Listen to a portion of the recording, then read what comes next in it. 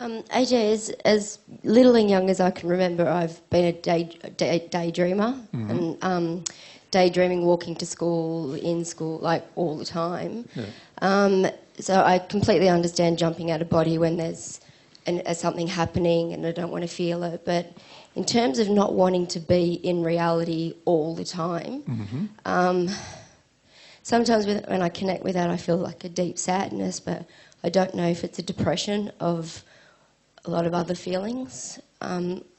So my question is, being so little, this is far before the abuse and everything, just not wanting to be in reality, what kind of emotions would be impacting, say, a 3-4-year-old?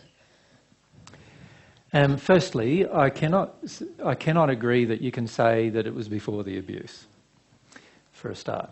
Yes, sorry, I was thinking sexual abuse, but Exactly. All the other abuse. Right? Before a person is sexually abused, generally there are a number of other things occurring in the family that allow for the sexual abuse to occur. It's very rare for sexual abuse to be a one-off event. And in the families, usually the reason why it's only a one-off event in some instances is because it's not a family-based incident. It's an incident that came from outside of the family for some reason. Usually if abuse occurred within the family or, from different members of the family, and I'm even talking here extended family like uncles, grandfathers and those kind of people, is because there's already an endemic problem inside of the family with regard to sexual issues and issues of violence and control. Does that make sense? And these particular issues create a fertile field for abuse to occur. Now, you would have already been attempting to get away from those kind of feelings before, any abuse would have occurred. Does that make sense? Now, many children don't get away because abuse often starts at 2, 3 very young ages, even before they've intellectually developed enough to know anything about how to get away. But for those people who have abuse that occurs after those ages, generally they've already been trying to get away from some things that are not going well inside of the family or in the extended family in terms of emotions that are coming at them that they're trying to avoid. Now, one method that children use quite substantially is the method of imagination to avoid living in real life, right? Now, it becomes a coping mechanism when we're a child generally. The problem now as an adult is the issue of how to reverse the issue, reverse the coping mechanism. So while the coping mechanism may have helped you survive as a child, it is certainly not helping you live as an adult. Does that make sense? I'm finding in the car, I'll think, and I'm like, am I present? I'm like, wow, I'm just thinking or daydreaming, and I'll have to blink and physically do things. Yep. So with what you were saying, Eloise, and now I've just got to really acknowledge that I don't want, even when there's nothing happening around me, it's a sunny day, it's all good, I just don't want to be present. To be present in reality. Exactly. And obviously there's got to be a large amount of terror that would cause a person to not want to be present. Does that make sense? A desire to get away from reality is caused by something. It can't be just caused by nothing. So the question then is, looking at the beliefs and methods that you have for trying to avoid this emotion, which partly it's about, using your imagination and tuning out and zoning out and spacing out and avoiding connection, right, with yourself. So that's one of your primary methods. So you need to see that as a method that you're using that's not in harmony with love of yourself. Now, it might have been in harmony with love of yourself as a child because it might have been the only method that you had to cope. But now it's not a method that's going to help you live your life. Does that make sense? So my suggestion to you is to see that as a method that is no longer supporting your life. And every time you notice yourself doing it, ask yourself, what happened just before you did it? Try to remember what happened just before you did it. So every time you want to imagine something that's not real, look at what you were thinking about just before then, just moments before. And as I was saying, when I do connect, I just feel like I'm an eternally sad person. And I think I don't know whether am I genuinely deeply sad, or is that depressing and oppressing, like rage and like all these, like, is that just the icing on the cake, or is this deep sadness a real feeling that's, you know, like, I don't know if it's the Can you see what you're doing? you're trying to get an answer because I'm scared to feel Yes. my terror. Yes. You don't want to discover for yourself what the emotion is that causes you to tune out and imagine all the time. So what you want is me to tell you. And even if I know, it's not going to help you, is it? No, I want to control it so I have some sort of roadmap on what's going on. Exactly, exactly. And that's not going to help you feel it, is it? So I would be focusing on working through some of your belief systems about the choice to feel, the choice to be present, the choice to feel, and the choice to take personal responsibility for your feelings. You see, in your past, if you examine your past carefully, you'll see that you've always been looking for a guru. You've always been looking for someone to tell you your life or your experience. And the reason why you're doing that all the time is because you don't want to feel your own for yourself and take responsibility for your own feelings for yourself.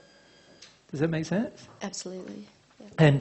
And this is a method that you use to avoid the feeling that is present. So if I'm told I can tick it off but never feel it. Exactly. And that doesn't help you at all. And it hasn't helped you if you think about it. You think about how many people have been willing to tell you heaps of things for your own good, as I've said, and you've gone along for the ride and in the end ended up in a worse position. You know, it's happened a number of times in your life, hasn't it? Yeah. So can you see that partly that's happened because you've wanted to not discover things for yourself? Yes. You've wanted to avoid the process of self-discovery, and you want other people to tell you what you are.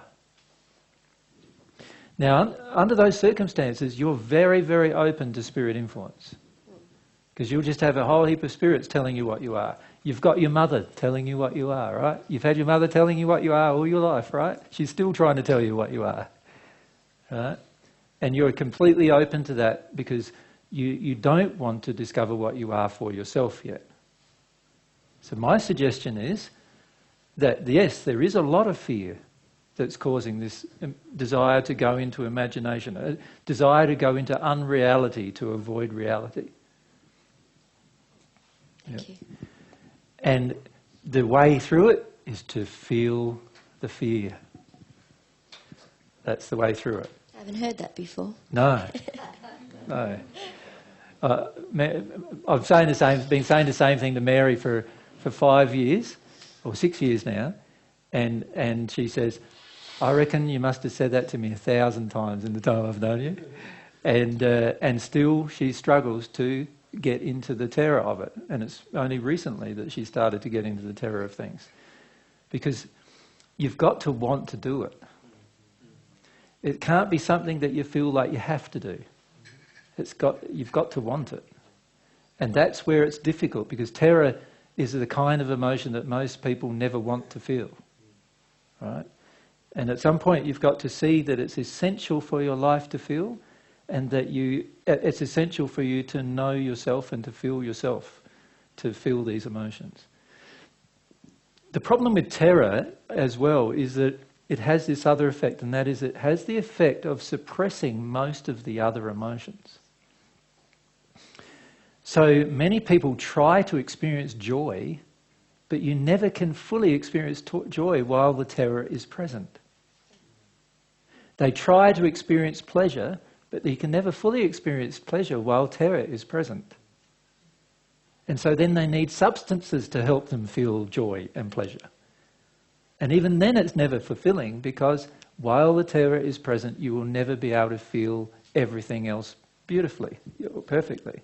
So all these beautiful emotions you may have, love, joy, peace, all those lovely emotions that you may experience, you won't ever be able to experience while the terror remains in you.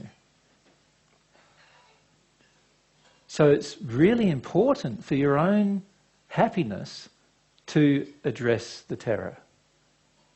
Does that make sense? And it's really important that you stop using techniques these beliefs and methods that you've been using to get away from it. That you stop doing that now. You're an adult now. You're capable of going through the experience. If the child went through the experience, then you as an adult are totally capable of remembering it. Right? And in fact, in some ways, it's honouring the child that was yourself by remembering it, isn't it? Rather than denying it. You're honouring yourself if you remember it. You'll get to the point where you remember it and there's no more emotion left about the memory of it. But it requires that you go through some of these steps first. Yeah. Thank you. Okay. Is there any more questions about the terror or any emotion and this process of feeling it? We can add some more things to the list, but actually if we started with those three things, we could see that in a few months we might be ready for another thing to do after that. But to do those things often takes months of our life, but my suggestion is do it. Take the months of your life to do it. Because without doing it, nothing is going to change in the long term in your life. So take the time to do it. Yeah.